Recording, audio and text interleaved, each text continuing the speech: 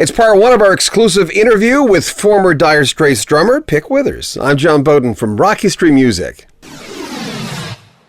He was on 4 of Dire Straits' best albums, the self-titled debut, Communique, Making Movies, and Love Over Gold. Played with Jerry Rafferty, Bob Dylan, and this morning he was our special guest. Now keep in mind he has a great concert coming up on the weekend. It's Saturday, March 6th, 8 p.m. British time, from the Hope Street Theatre in Liverpool. Tickets are online at Pick Withers' official Facebook page. We'll have links, keep in mind, in the description of this video, and they're only £10. They've got a band, and they're ready to roll. And they're going to have future concerts coming up, which we will let you know about. And the good thing about this is, Pick, he still got it. Still practices all the time. He came up with such unique, refreshing drum fills on those Dire Straits albums. Do you remember the first time you heard Water of Love and you're listening to the intro of that, you're going, what the heck? Or the drumming on Sultans of Swing. In this clip, the first one in a series, he talks about why he left the band. I left for a lot of reasons. It was getting louder all the time. And I just felt that I wanted to do something else really a lot of the time. I wanted to do something more. I didn't want to just be on this treadmill of playing, doing a tour to promote an album, to have a holiday, to rehearse, to learn Mark's new songs, to record them, to have a tour, to promote them around and around again. And there were other strands as well. I wanted to get into production, and I'd met this, one of the people I met on the Dire Straits tour in Belgium was a girl who did A&R, P&R. She had a Belgian band that she was working for a record company. She wanted to branch out into management. She asked me if I would be interested in doing something. So I flew over to Belgium to do a gig, not to play, to do the sound, and to see if we could, have any kind of commonality. It was quite successful. We worked well together. They had a lot of people that came to see them. It was quite a big venue. And they got feedback from me because that's the best sound you've ever had, And I was kind of at the sound check trying to look, can you just, do this and clean the drums up a little bit, get this guitar so it differentiates between that guitar. Let's have some kind of spectrum here, Yeah. And that was it. And they said, yeah, we want to do it. I said, okay, well, I'll do a costing. Linda, my partner, she's very good at she's used to be a secretary. So we presented it all, the budget and everything. I wanted to bring them over to the Who's Ramport studio in Battersea for a week. And what we were looking for, because I'd heard this stuff, it was at the time when there was always a big hit from a European band that came to England, and it kind of had its kind of naissance in people going on holiday, dancing to something, that was a Greek band or a Spanish band or a French band or something. And I thought this Belgian band had a song that could really, hit the mark there.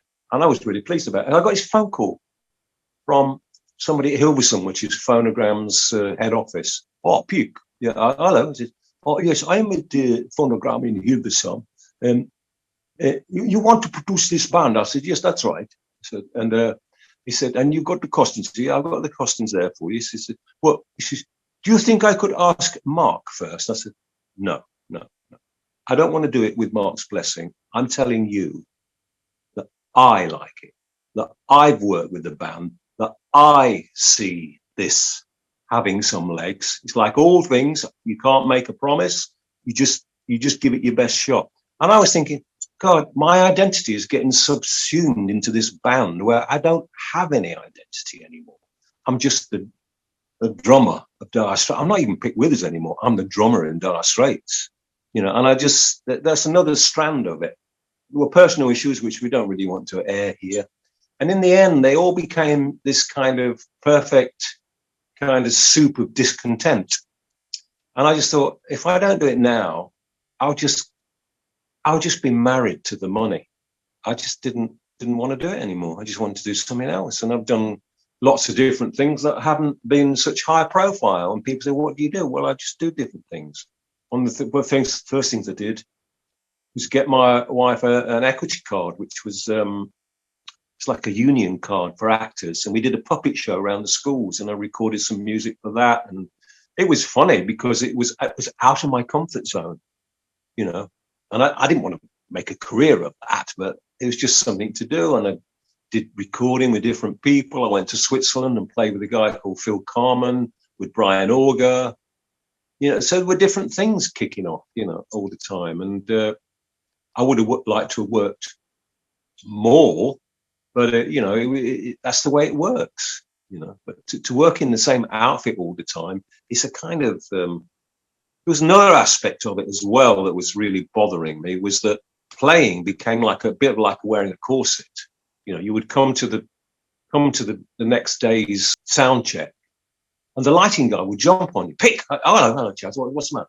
Last night. Yeah. Last night was yesterday. Chaz. Today's today. Yeah. Stop it. Last night you twiddle your sticks. Yeah. Well, I always twiddle. Yeah, but you twiddle your sticks in this song, and I've put a spot up there, and I want to do it tonight, and I want you to do it in the same spot. Otherwise, it will be a waste of time. So I said, okay, well, I do it. And in the end, you find yourself doing things that was initially spontaneous.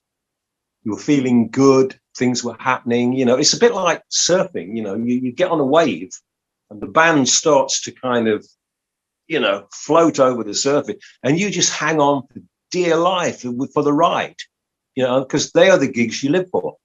Yeah. What I wasn't very gracious at initially was kind of trying to work out that why did I feel like disinterested tonight? It's because I didn't have that high. But you still play to a mean average.